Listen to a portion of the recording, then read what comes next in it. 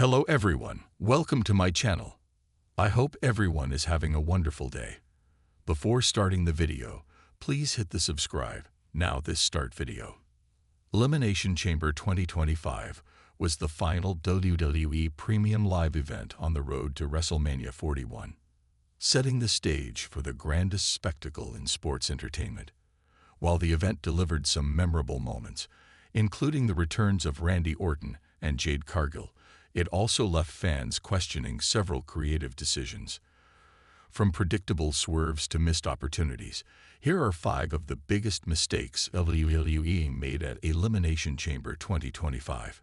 Jade Cargill's return to WWE was one of the most shocking moments of the night, as she stormed the ring to attack Naomi during the Women's Elimination Chamber match.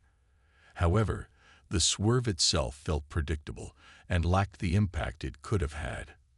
For months, rumors had circulated that Naomi was behind the mysterious attacks on Liv Morgan and others, and Cargill's involvement seemed like a last-minute deflection rather than a well-thought-out storyline. The biggest issue with this angle was the lack of logic.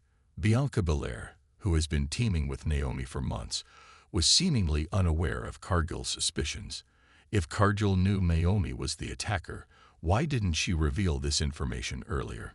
Instead, she waited until the Elimination Chamber match to cost Naomi a shot at WrestleMania, which felt like a rushed and contrived way to advance the storyline.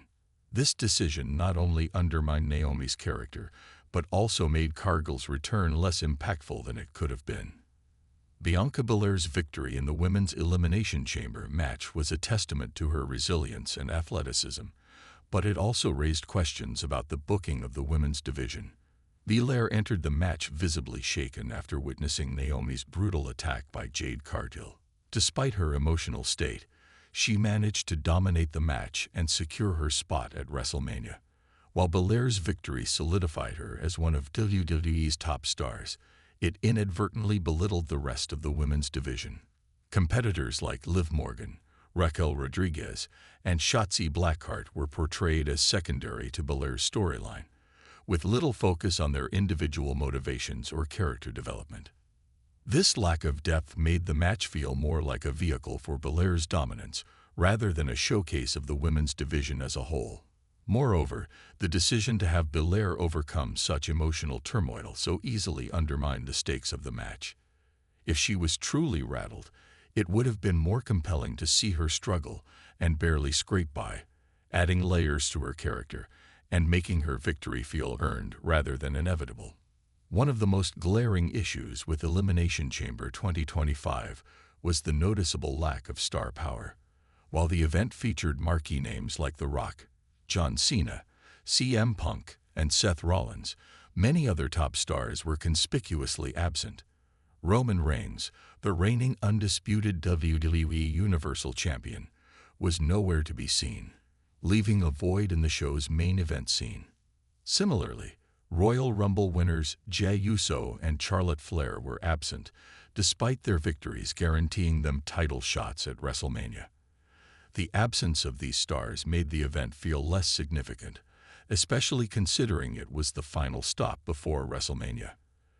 Additionally, rising stars like Jacob Fatu were overlooked for spots in the Elimination Chamber matches, despite their popularity and momentum.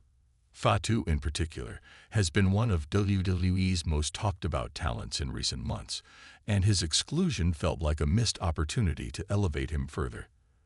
The lack of star power also affected the overall energy of the event. While the matches were solid, they lacked the electric atmosphere that comes with the presence of WWE's biggest names. This left fans feeling underwhelmed and questioning why so many top stars were left off the card.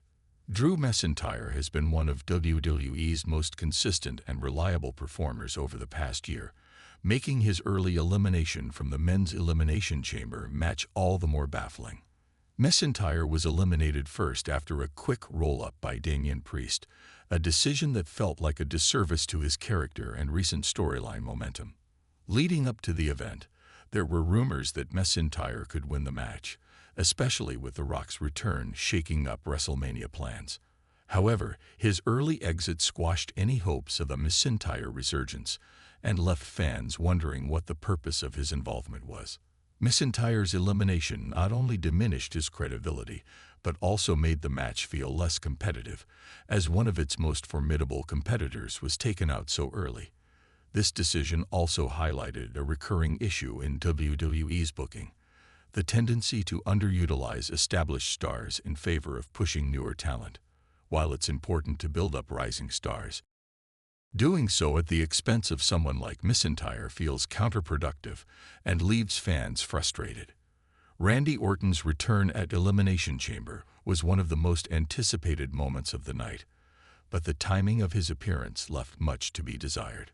Orton had been out of action for over 4 months following a brutal attack by Kevin Owens, and fans were eager to see him seek revenge.